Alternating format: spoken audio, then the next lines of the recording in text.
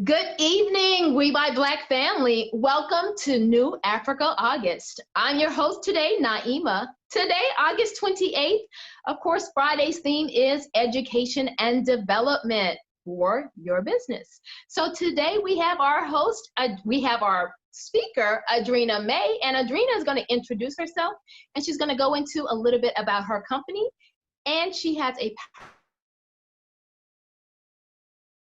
point presentation that she'd like to present for you all today. So we hope that you are up, ready, and that you have your pens and papers ready. ADRENA, welcome to the show. Thank you so much for joining us. Absolutely. Thank you so much, Naima, for having me. I appreciate this opportunity to speak to everybody a little bit about education and career development, because that is what Elevate You, which I will speak about, is all about. Just to kind of give you some background about myself, again, my name is ADRENA May, and I'm a graduate of James Madison University. And I was a student athlete there. And during my time there running track and being a student athlete, I got really involved on campus. And that experience helped me to kind of land myself into more of a professional development and leadership development coordinator within the athletic department. And really stemming from that experience of building leadership programs and building developmental programs for student athletes, that kind of transitioned into something that I wanted to do on my own and to share my life experiences and to share my life story with others, because I do have a story coming from someone who walked onto the track team, being able to confront some adversity while there, not having a scholarship, and then working my way to becoming not only just a really good student athlete, but someone who was able to break a record, then go on to be invited back to share my story and my journey with others and how they can do the same thing. And then, of course, with that, I was able to transition those things into a career within the military. I do serve in the military right now as a reservist in the Army. I'm an Army officer, and I'm also a government employee. Thank you for your service. Not to cut you off, we thank you for your service. No, you're welcome. I appreciate that. And so my journey landed me with becoming an officer within the military, working in human resources. Again, I mentor young soldiers there. And from that came a civilian career, actually working within the government as a civil servant in the Federal Law Enforcement Agency of Naval Criminal Investigative Service. So my life has a little bit of a journey that I was able to achieve at a young age. And so that's kind of what I'm going to talk a little bit about today, is how we manifest our identities and how we manage our lifestyle to get us what we want.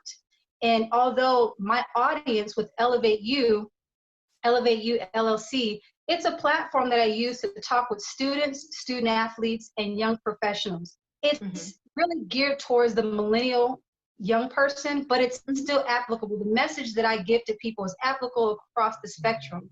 But I like to target the young folks, the young students, the student athletes, and the professionals, because oftentimes when you're able to capture that group and you're able to talk to them about these different topics that relate to professional development and just life in general, you're able to help them maximize their potential so they can become great individuals later. I've had people do that for me in my life. I've had parents to do that. I've had friends to do that, and I've had mentors. And so that is who I am acting as when I travel and I speak to people through my Elevate You platform.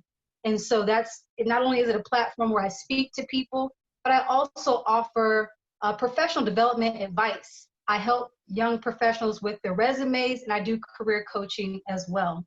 So Elevate You does a little bit of everything, and I can't wait to share a little bit about that today in my presentation, which is identity and lifestyle check. Think about it. Okay, excellent. Go right into it. I'm so excited. Awesome.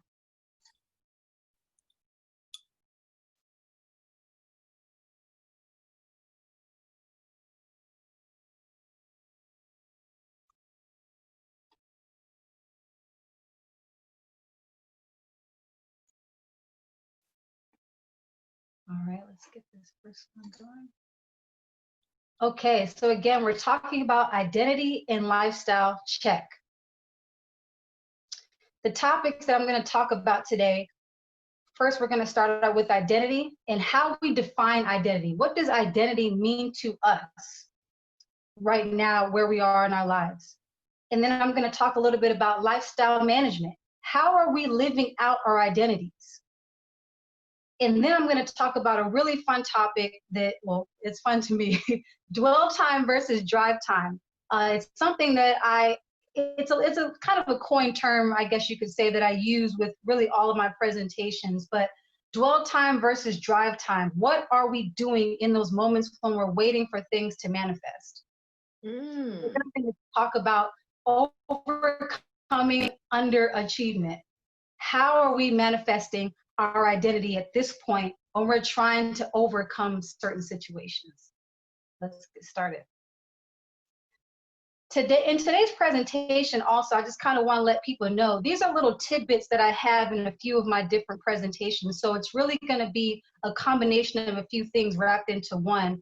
And again, it's applicable to anyone. And so as I begin with talking with identity, we're distinguishing our character or personality of an individual. And this is Webster's dictionary definition of what identity is. It's distinguishing a character or personality of someone. But the question is, how do we go about forming that throughout our lives? Because we have to be cognizant of who we are, who we believe we are, and where that came from. And so I begin with talking about the fact that identity evolves with age. As we talk about, when you think about identity, probably some of the first things you think about are where you came from, where you were born, who your parents are. And that is really the beginning stages of how you come to terms with figuring out who you are, especially as a young child. And that's why I'm saying in this first characteristic or this first bullet point about identity is that it evolves, but it starts with the age. And so when we start talking about intrinsic characteristics, I'm talking about the things that we're born with, the things that we already have within us that maybe haven't come out just yet, but they're bound to come out because we're born with them. And they may be nurtured through our environment, which I'll get into later, but they're things that our parents might introduce to us. And then there's the idea of objective versus subjective. There are parts of our identity that are very objective because, again, it kind of goes back to that intrinsic idea, things that are just, we're bound to become, or they're things that don't necessarily, aren't contingent upon external factors because that's just innate to us, such as our race. Those are things that are pretty objective as far as the things that are intrinsic. And then there's the subjective part. Again, I'm gonna dig deeper into this in a second, but that accounts for some of the outside things. And so moving forward to this next point about identity, now we're talking about the evolution of our identity through life experiences. And I have a picture here of a graduation, because as we think about our identity, we have to think as it evolves with our age, we are now also coming into different life experiences and we're reaching different milestones. So when we think about where we want to go in life, again, keep all these things in mind because they're going to build on each other through this presentation. We're going to talk about how our life experiences and life stones impact where we think we want to go or maybe where we want to go in life, and also what things may be afforded to us in life. Again, there's a little bit of objectivity and subjectivity to that. And as we think about our identity evolving with our life experiences, it brings us either closer to our intrinsic characteristics or it brings us closer to our nurtured values. I know it's a little weird. Am I saying the same thing? It's similar. Our intrinsic characteristics, and then there's the nurtured values. Intrinsic is what's within us, right? Those are things that we're born with that are probably never going to change or that are going to develop inevitably. And then there's the nurtured values, which are the things we experience within our lifetime that are more external, that become nurtured over time. Say, a family situation, there are certain scenarios within your family, for instance, if you're born in the South, there are certain Southern characteristics that may become a nurtured value of yours later on because it's something that you're born within, it's an environment that you're born within, and they become nurtured values later on. And then there's experiences like in this picture right here, graduation. As we talk about being in school, as we talk about going to college, we have to understand that our external experiences are very much so important to how we develop the sense of ourself. So as we begin walking in our own shoes, becoming, coming into our own as we have developed through our intrinsic values early on, and we've nurtured a couple of those values maybe within our family structure, when we go off and become our own, we are then picking and choosing things from the environment. Believe it or not, we are picking and choosing these different external values, these different external characteristics. And a good example is in this picture of school, friendships, and I'm going to get into that next. And we begin nurturing those things, which again evolves our identity as we continue to have these diverse life experiences. In this next point, this third one, identity evolves with relationships. Very similar to the previous example I gave with life experiences, I'm now talking about more close relationships. I've touched on family, but I can't forget also friendships. Friendships are very important to our evolution of identity because, again, the way that we see ourselves in our families, those are situations where we're beginning to develop and figure out who we are through our family. That's step one. But as we start picking and choosing the external things in life, as we come into contact with different life experiences and different people, we are also picking and choosing how we are personifying ourselves. Believe it or not, we are personifying ourselves based on other people. Believe it or not, we are personifying ourselves based on other people. Not only just how we see other people, but we are also internalizing the way other people receive us. And that is the ebb and flow of identity formation when you're talking about relationships. It's give and take. Your identity formation, which includes personality, right? Personality is in there, values is in there. All those things are in that pot of your identity, but you are picking and choosing the things that you're getting out of relationships. And you're picking and choosing what sticks for you, how you want to be personified, but also how others are receiving you as well. Mm-hmm. And so then we talk about the level of subjectivity of our identity is based on our external relationships. I don't want to beat a dead horse, but again, I just finished talking about that.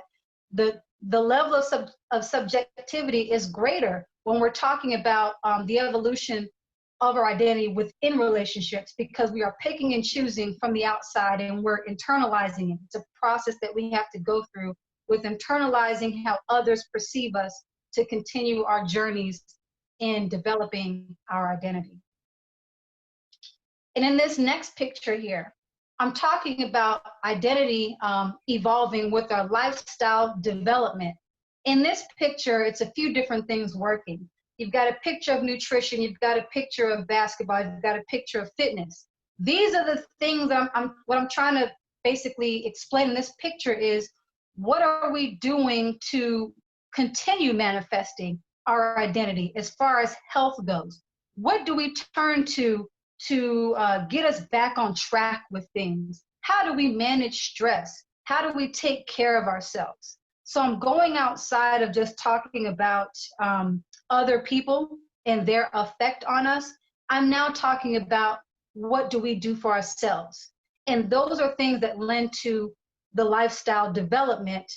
And that's what I'm going to talk to in a few here. But the lifestyle development is what you choose to do. What are you doing to stay honed in with the health of yourself, mental health, physical health, emotional health? The things that we choose to do, that is an evolution of our lifestyle development, and that in turn contributes to our identity formation. So now that I've talked a little bit about the psychology of identity formation, the question here, are you who you want to be? Now that we've talked a little bit about identity formation and how we come to be who we are throughout our life, a major question I think all of us find ourselves asking at some point in time or another, are we okay with who we are? Are we where we want to be? That's probably the most important question. Are we even where we want to be? Do we like ourselves? Do we like our life? Are we content with where we are? And that's a tough question sometimes for people. And that's why we have to begin thinking about the ways that we are managing all of those questions that pop up in our minds throughout our lives. The way that we kind of stay on top of that is by focusing on how we're managing our lifestyles. And so what I've got here is leveling up or leveling down. These are two questions that I think will help us gauge where we are in life. Are we moving forward? Or are we moving back? Are we leveling up and being successful in things? Or are we staying stagnant and falling back and going through professional regression? Okay? Mm-hmm. These are tough questions that we have to ask ourselves. And so here in this first bullet point, I've got what I want to be when I grow up. Okay? What do I want to be when I grow up? That's a quoted question I've got because it's one that I think a lot of us have heard at some point in time or another, especially when we were younger. And in this, I'm talking about this illusion of progress. Some of us get stuck in this mindset that we can't do certain things until we're a certain age. And that's false. You know, the illusion of progress, you can't go forward if you're standing still. And that's such a true statement because in order for you to even think about moving forward, where is your optimistic planning? Where is your vision? You know, what do you have lined up that's going to set you up for success? Because without thinking about what comes first, nothing's going to come first. And so as I talk about what I want to be when I grow up, that includes everything under the sun with planting seeds. When we don't plant the seeds, what I want to be when I grow up will be a question that we ask when we grow up. If we don't have the seeds and we're not planting the seeds, we have the illusion of progress. In this second point, the misuse of natural talents and gifts. This is another thing that plagues everybody, not just young people.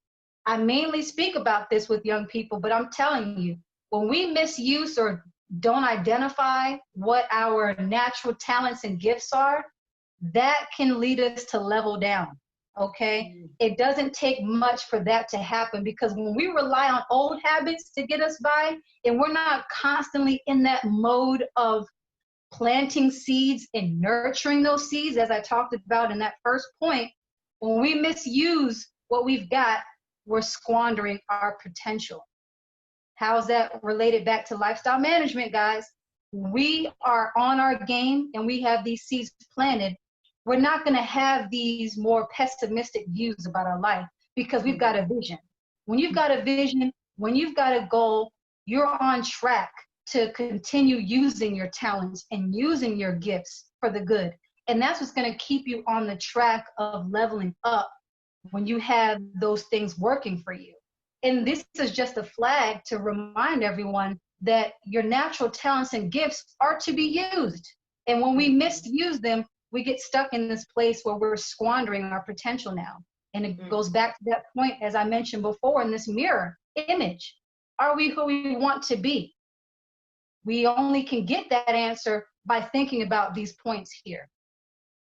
And this last point with this part, the lack of self-valuation and motivation leads to self-doubt. This is a major one.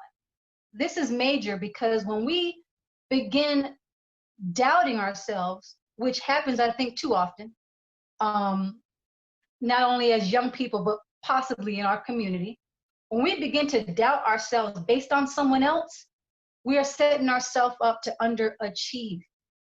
We have to learn how to value ourselves as young people, as Black people, as professionals, wherever we are in life. We have to learn what self-valuation means and what value means in the places where we are, specifically work. And when we find that we are lacking motivation, we find that we lack motivation once we begin to doubt our value, once we begin to doubt our level of achievement. And so inevitably, that's going to lead to underachievement. That's just inevitable. We're going to now start underachieve when we don't even believe in ourselves, or we don't believe that we've got the right tools, or we're not manifesting those seeds that we planted properly, or when we take a pause, or we break, or we let those seeds dry up, we are now in this place of professional regression. And not even professional regression, personal regression as well. Mm-hmm. So now this leads really beautifully into this next concept I call reactive versus proactive. Some of it's similar, but I'm gonna go into more detail of what it looks like living reactively versus living proactively. And this is a good depiction right here of two paths that I think you guys can figure out. One path representing a reactive lifestyle, and one path visualizing or describing what a proactive lifestyle looks like. And so we're going to start with reactive. You know, right here I've got a picture depicting a pretty rocky trail, right? And that's a really good depiction of what it looks like, or what it feels like living reactively. We're waiting to respond to life's happenings. It's not a clear path forward. And so maybe based on past experiences, we're now in this mindset that I'm just going to wait for bad things to happen. Maybe you're not saying that to yourself, but you're in that mindset that something's going to get in your way. Your path is no longer clear because perhaps you have regressed back to this mindset that you're just going to let things kind of happen to you. And that's caused you to normalize obstacles and rough paths in your life. You have now normalized these obstacles, and you have normalized coming in contact with rough paths. Well, how can that continue to make me live reactively? Well, it then leads you to develop a more pessimistic perspective of your future. And we all know the downfall to that. When you have now become so pessimistic in your perspective that you're no longer, going back to the seeds, you're no longer planting those seeds, you're no longer having a clear perspective of your future. So what does your future look like? You don't know, and I don't know. No one's gonna know, because now you have normalized in living in such a reactive lifestyle that things just have to happen to you happenstance. And there is a such thing as blessing and luck. However, when you just rely on those things, you still don't have a plan, it can still set you back. Having a jaded expectation of the outcome of your work, it goes hand in hand. Again, you have developed this pessimistic perspective of your future. You've also developed this jaded expectation. So now everything is going to be a little jaded for you, no matter what comes your way. And so what does that lead to? It leads to complacency. It leads to complacency. And when we go back to talking about lifestyle management, complacency is that leading to happiness for you.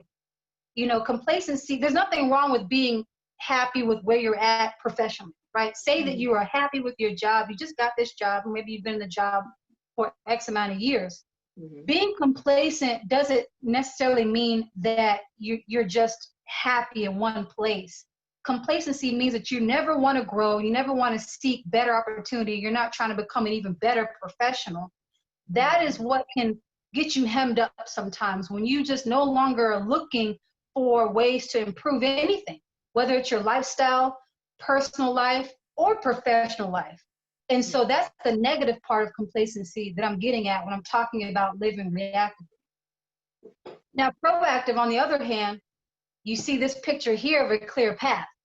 So now you kind of get where I'm going. You're mitigating responses to your life's happenings. So it's no longer just happenstance that you're relying on, but now you're in that mode of having a vision. You've got a clear vision, and that's what this picture is depicting. Your vision is clear. Yes, there's a few rocks there, you got some pebbles there, you got some things on the outskirts of your plan, but it's still for the most part clear. And that's a good way to set your lifestyle up, to just have these things mitigated, so when things happen, you've got some response to it. And when you live proactively, you're also going to start visualizing those obstacles. I kind of just mentioned that, but you will visualize these obstacles and prepare for those soft setbacks. I'm saying that there are soft setbacks because when you have plans set and you've got a visualization of the obstacle already, you've mitigated those, those responses, it's going to be a soft setback because you're already prepared. development of optimistic perspective of your future.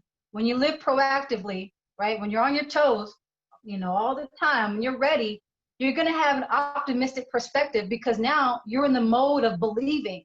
You're in the mode of believing that you're going to overcome. And as long as you're in that mode of believing that you're going to overcome these things, you're set. You are set to get over that hump and to keep moving forward, which is what you want to do in life. You want to be able to move past the obstacles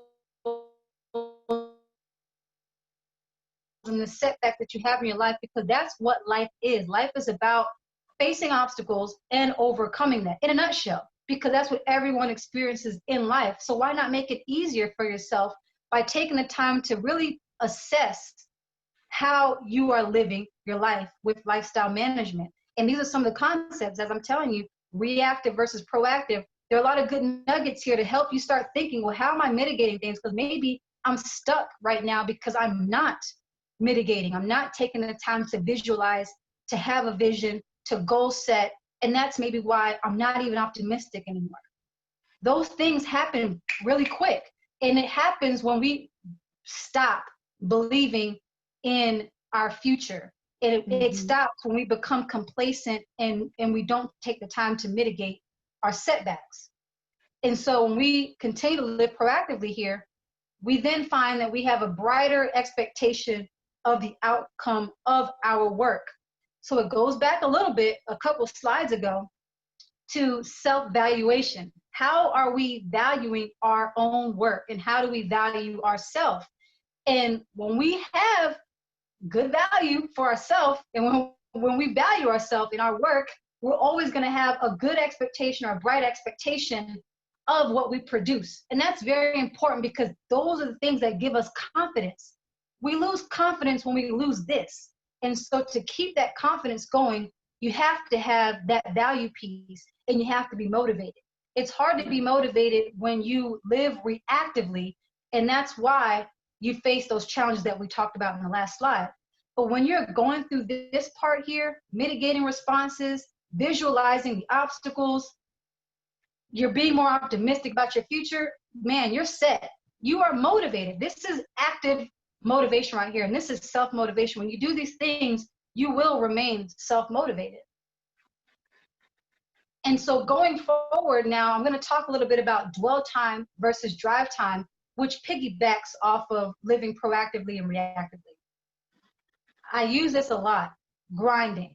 You know, you hear this a lot. Someone's grinding something, you know, grinding in their career. They're trying to get somewhere in life. And there's this idea of being stuck. People talk about grinding and people talk about being stuck. And one thing that I want to share today is that there is an illusion to all of this. And it's the illusion in a thin line between dwell time and drive time. What are we doing in those moments when we are grinding and when we feel stuck? Okay? Dwell time. This is where I don't want to be. I describe this as having an appetite. Okay, and you're probably thinking, well, if you got an appetite, that means you're hungry. You know, you hear it all the time. You know, you're hungry, somebody's grinding. Okay, but the way that I'm describing it here is that having an appetite is just the feeling of hunger. You haven't eaten yet. You're not actively eating. You're not. It's getting there, right? Right. And so again, I'm talking in terms of when you're waiting for something to happen. When you have been putting in work, right? You're putting your work. And you're waiting for an opportunity to happen for you, this is when this comes into play. You've got the appetite, which was you needed a job, right? You needed a job and you applied. Okay. And then there's a second point here of standing still, literally standing still, waiting for that application to go through. You're just sitting there waiting. You're not doing anything to maybe progress that job application or to progress that job search or that networking. And now you're not in control of anything. When you're in this dwell type of mindset, you really don't feel like you're in control of anything because you have decided to just literally wait for the blessing. You have just literally decided to wait for that opportunity to come your way. It works sometimes, but you're going to be disappointed more times than not. That fourth point there, self-doubt and unfocused. You put in that application and a month goes by, you didn't even get a call. You probably didn't get a call for a couple of reasons. But when you're that person that dwells, and this is just one example, just applying for a job as the example that I'm using here, you have now doubted your ability to even get a job because you have found that nothing came to your inbox, and then you found you didn't get a phone call or email, you know? Mm-hmm. And now you are unfocused. You have put all your eggs in one basket, but you didn't do anything. And so now you have fallen into this complacency area. Mm-hmm. Move on over to drive time, which is where I want to be, and which is where I try to stay, and which is what I preach. You are starving. When you are somebody that's in drive mode, you are starving. And when you're starving, you eat. When you have an appetite, you don't always eat. That's the cute part. You don't always eat when you have an appetite. When you're starving, you are eating. And so to use that same scenario of applying for a job, you're going to progress forward aggressively. And I should have put that on there. Drive mode is aggressive mode. You're aggressively going after the things that you want. And this is still a time where you're waiting, right? Dwell time versus drive time. These are things that we do as we wait for things to happen for us. But there's a difference in actively waiting and then, of course, not actively waiting. And so we feel when we're in drive mode that we're controlling what we can. And there are always things that we can control in situations when we're waiting for things to happen for us. It's called looking and leveraging other things. It's called looking and leveraging for other areas of interest. And it's also called networking. I didn't put all those bullet points down, but those are examples of what that looks like. Mm-hmm. Controlling the controllables is a great way to stay in drive time. And when you're doing those things, you're motivated and confident more than ever because you're controlling something. Yes, you are waiting for that job to come through. You're waiting for things to happen for you that you've put in for, that you've waited for, that you've prayed about, whatever the case may be. But you're motivated because you have been able to put other eggs into your basket. That is what drive time is about. Putting more eggs into your basket, giving yourself more opportunities to be successful. That's what drive time is, giving yourself more opportunities to be successful. And that's why you come up with those alternative options, because again, you can control the alternative things. And then, oh, by the way, when you're in drive mode, you'd be surprised when you get that phone call. Because now, not only did you get that one phone call back, but you set yourself up to get many more. And that's just a little metaphor. That's just a little example that I'm giving you of how it's in any situation that you might be waiting for something. When you control what you can and you open yourself up to alternative options, you stay motivated, you stay aggressive, more than what you expect will come to you. More than what you even expected will come to you. And that happens all the time.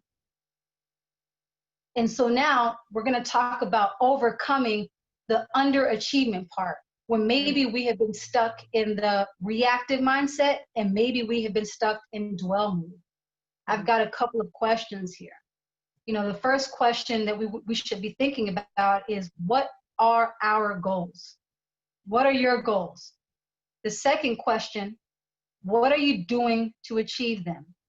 A little redundant, but it's all relative. Third question, you know, is that all that you want? Again, I kind of alluded to this with talking about drive time. You'd be surprised with what you want, with what you get. You will be surprised with what you want, with what you actually get. Mm-hmm. And then that fourth question is, why? And that's more related to that third question, is that all you want? Because again, we don't always know what we want. And it just goes back to that idea. We don't know what we want until we get it. And then we'll be surprised with what we get, because sometimes we are given more than what we asked for. And it's because of the things that we have done early on during that drive mode. It's the way that we have managed our lifestyle and manifested our identities. You know, that fourth question, why, is basically asking, you know, are you still starving or are you full? When are you full? And those are questions that we have to ask ourselves, because underachievement is, you know, the negative part of all of these questions. When we deny our goals, when we deny, you know, not taking action and achieving them, and then when we deny anything else. Mm-hmm. That's how we get to this place of underachievement. And so I've got these things called 3 selves. And 3 selves, I'm going to begin with self-actualization. When you gain a realization about your true self, you then know your identity.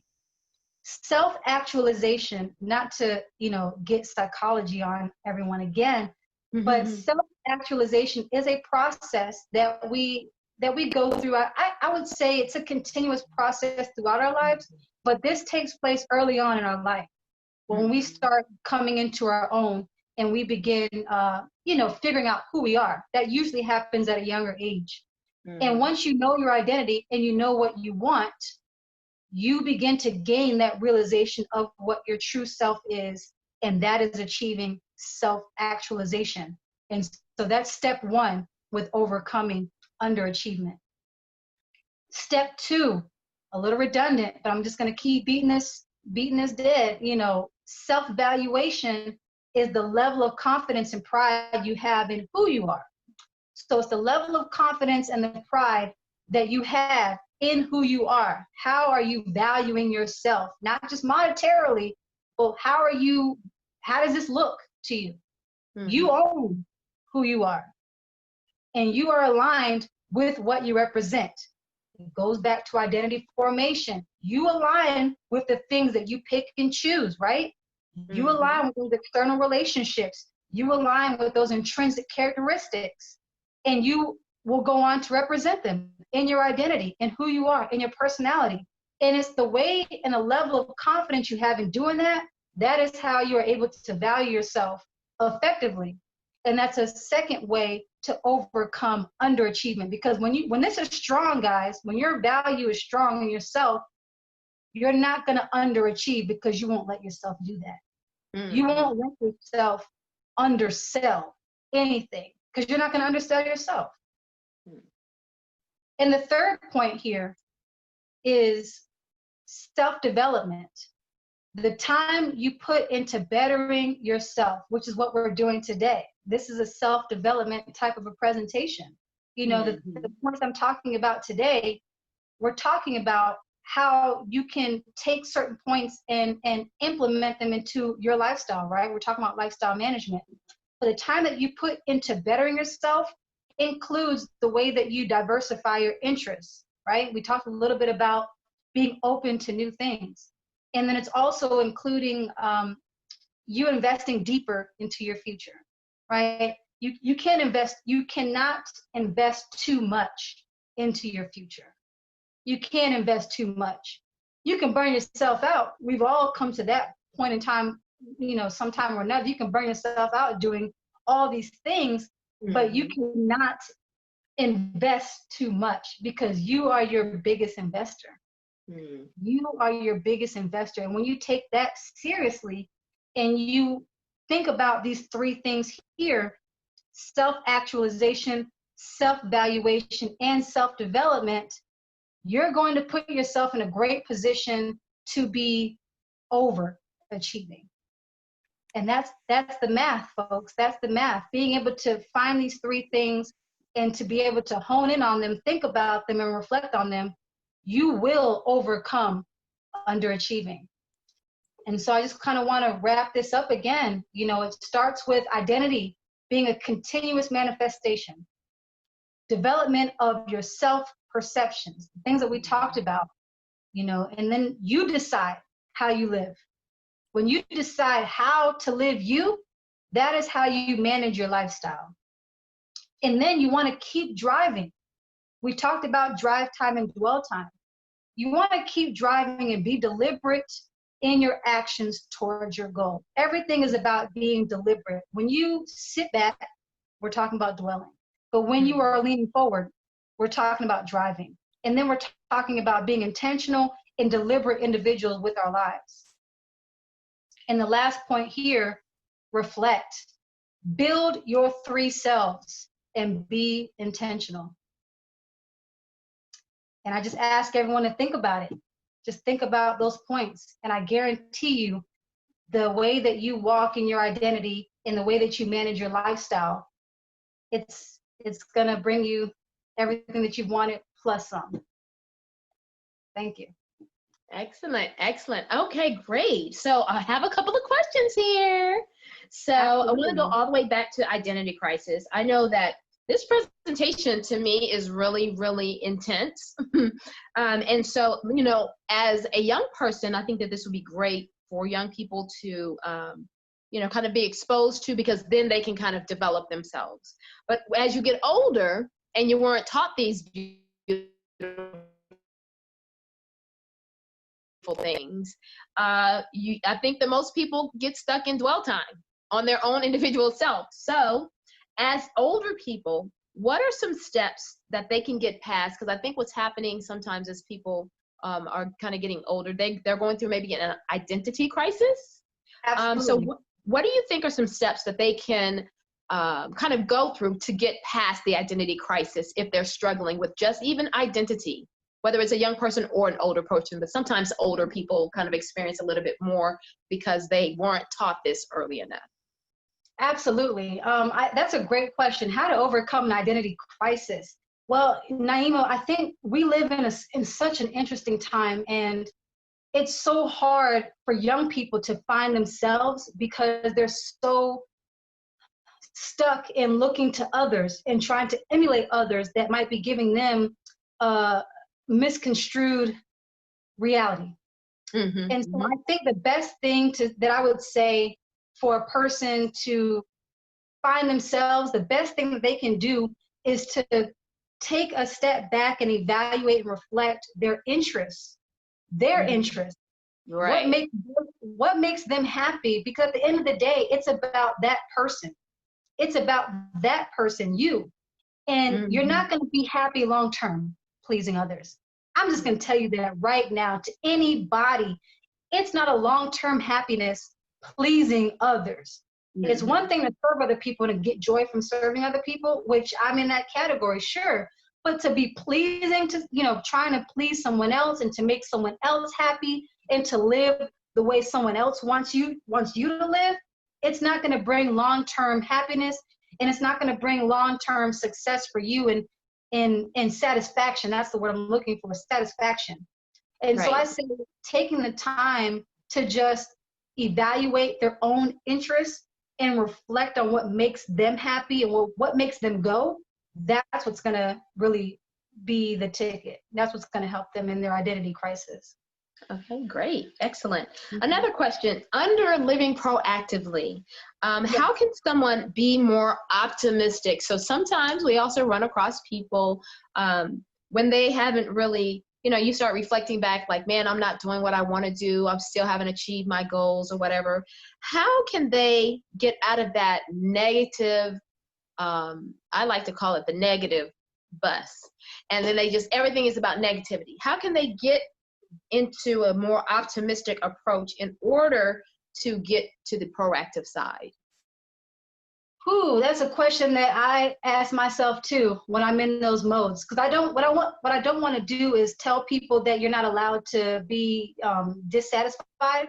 You're not allowed to be happy. You're not allowed to be angry or any of those negative things, right? I don't want to make that message because I've been there. A lot of people have been there. Right. I've been stuck, right? I've been in places where I didn't want to be.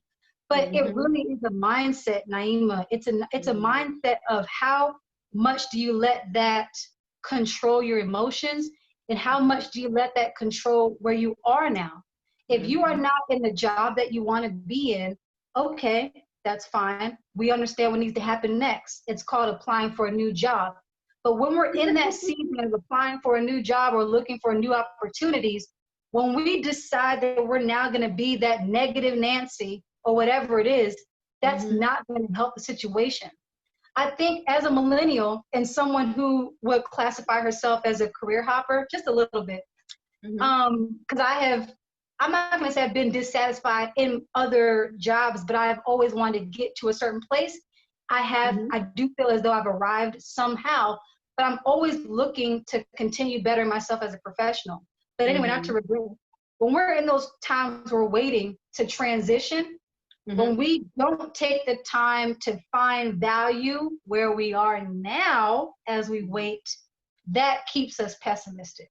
Yeah. When we decide not to find any value in where we are now as we wait, right? As we actively wait, Right. when we just don't find any type of value in where we are, it makes it even that much harder. Okay, excellent. Another question, two more questions. One being, is that all you want? So when someone is evaluating what they want, how can they understand what they want? And I know that people struggle with, I'm not for sure what I want, but I think they really do know what they want. It's more a matter of being truthful to ourselves. So how can people learn to do that and then living that out to get what they want? Get out of that box, go past that glass ceiling. Don't be scared. Fear is behind that question that I posed. Is that all you want? Because again, we don't know what we don't want. Not all the time, right? We don't know what we want until we get it. And you know what I mean? It's just this idea of being open. That's the message that I'm trying to get across to young people, and really to anyone I come across that will listen to my story.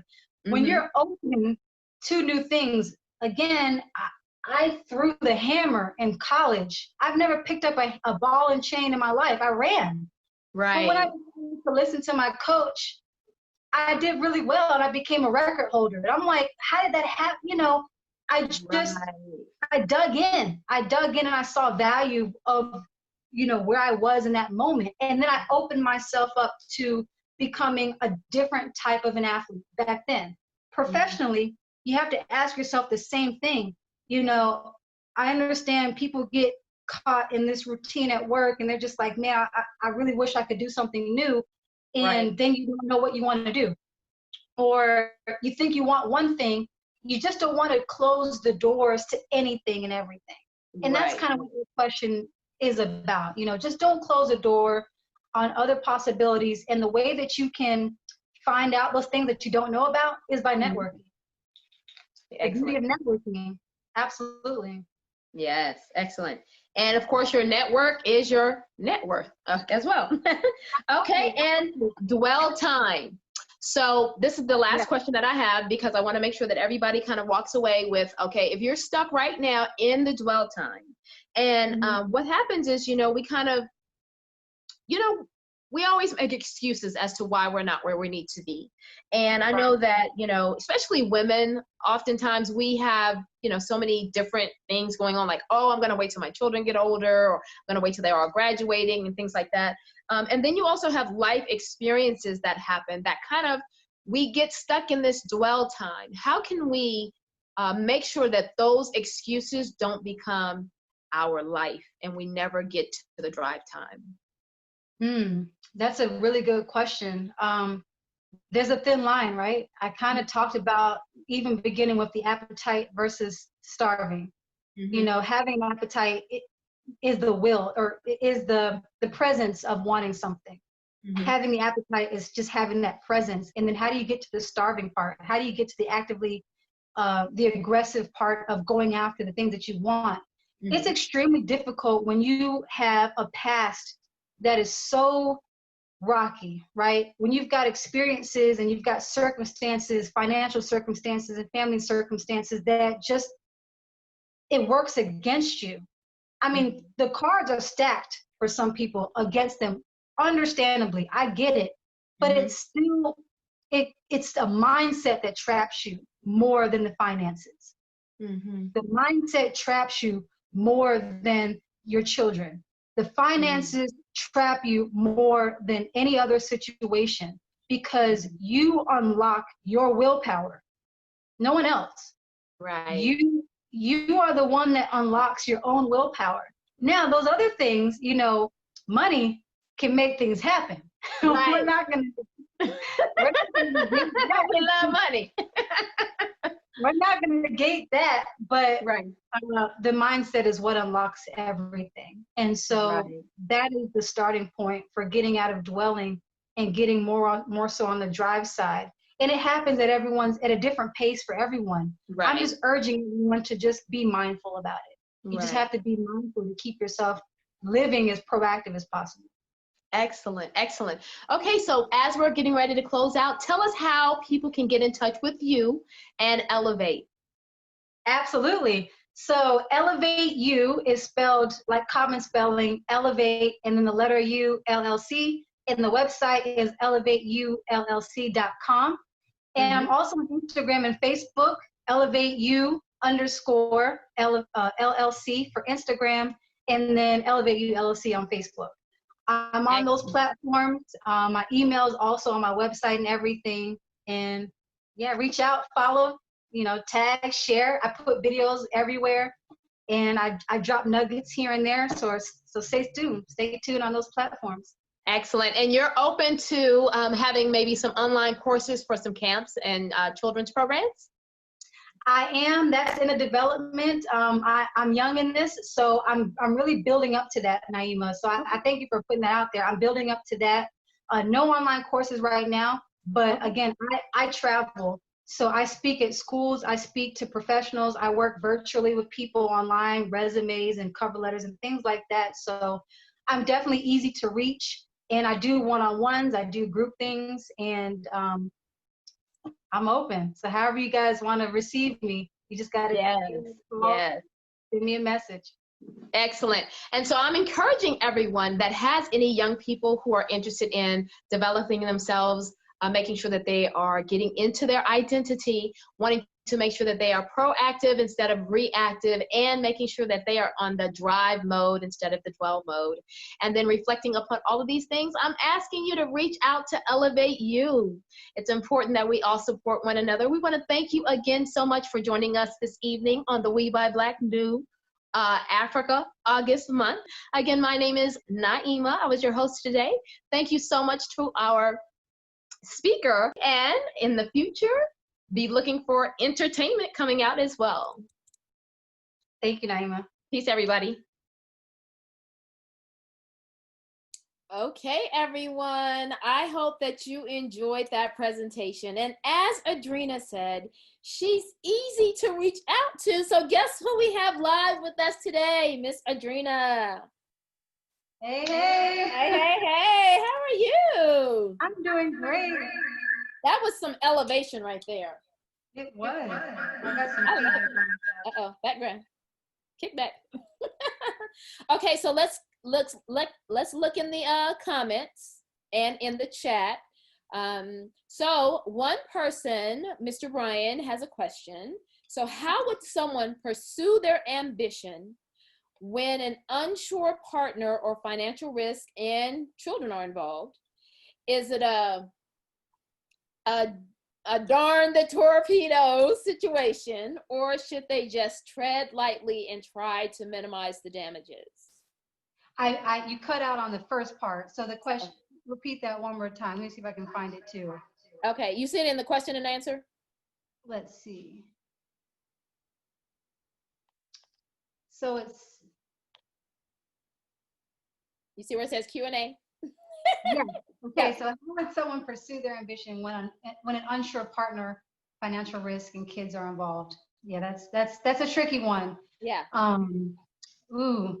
I feel like in this situation, first of all, a lot of people find themselves in this situation, especially when you're with a partner who's growing. Partners grow together, and sometimes one partner grows past the other. Mm-hmm. And I feel like in those situations, first of all, it takes communication.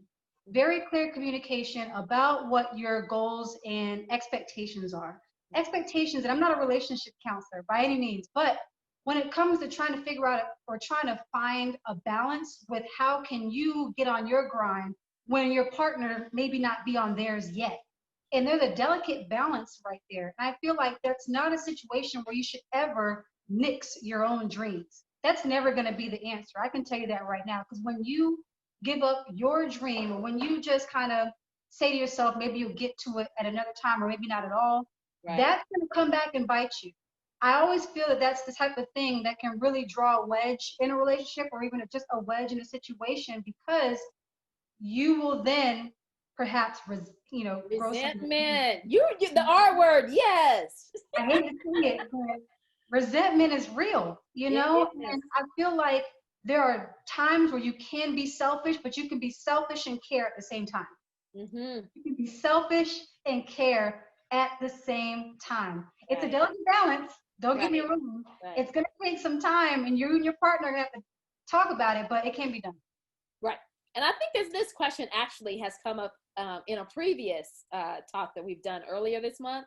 So I think this might be something that any individual who is kind of, dealing with, what do I do with my partner? It's really, really having the tough partner or relationship question. Are we in this together? And I think that what ends up happening is we sometimes are afraid to have that deeper conversation, which will move us along. And it might damage the relationship. Hopefully it won't. And if somebody is moving in the pathway that you are together, you have the same aspirations, that conversation will not be as difficult as you think it will be if you just take the first step to kind of uncover, hey, let's talk about all of these uncomfortable feelings. Why would this not be good? Why would the children be affected? Uncovering every single emotion and then being able to make a collective decision between two people instead of one person saying, well, I'm gonna do this and I don't know, kind of like that. Okay, so you have to convince your partner why this move is beneficial to the family, and you have to almost have a business plan together for the family. I believe that's true as well. What do you think, ADRENA? Let me find that one. It's in the comment. Mm-hmm. In the comment section. Let's see, you have to convince your partner why the move is beneficial. Absolutely. Again, when you're at this, at a crossroads, when you and your partner are in different places, that business plan is going to become essential. That business plan is essential because you got to do some persuading. There has to be some persuasion to go along with why you want to go this way and your partner is ready to go another way. I think all those are healthy things that you bring to the table in order to have, like you said earlier, that collective decision making. Decision making should be collective, especially when it has anything to deal with life changes. Right. Your life change is going to be your partner's life change. It's also going to be your children's life change. Right. So not including them in that collective process and not having an actual plan, that business plan, that's essential. And again, I'm not a relationship expert, but I know a little bit. Right. Yeah, a little bit. It works. It works with partners, family, marriages, relationships. I mean, communication and just having that thoughtful exchange goes a long way. A long, long way. It does. It really does. And then just thinking about also like, anytime you're trying to make a move regarding business, it's financial. And so if the finances are going to benefit the family, it's like, okay, let's see how this is going to advance us financially. It's one thing to have. So if you already have a business plan, that means you're already in motion, right? That's another thing. If you've already started making plans, you're in motion. It's difficult sometimes to ask someone, what do you think? After you've already started making those plans. So that's why communication is important. Saying, you know what, I'm really thinking about going ahead and, starting the business plan. And then once the business plan is developed and then having those communications, I think those things are very, very essential. And we want to ask everyone again, does anyone else have any questions before we sign out this evening? These are some really great questions and they're challenging too. I mean, right. I have to remind myself about some of these concepts, but I just really hope that someone that, it reached somebody and they kind of, got a new understanding about themselves, their identity, and how they can put that into their lives. Yeah, I was, we were going back through the replay, I was like, man, this was good. I was texting Rashid and I was like, this is good. He was like, this is very good. So again, we hope everyone has learned something tonight. And with every talk that we have on We Buy Black, New Africa August month, we want people to then go into action. So now it's going into action. So all of those people who have kind of been frozen, they're not in the drive state. Let's get the wheels going so we can drive, right? And then sharing this information with your friends and family, because we are only as strong as we are a community. So as families are strong, then families connect to communities, and then our community will be stronger. And so making sure that everyone takes part in doing their part and elevating.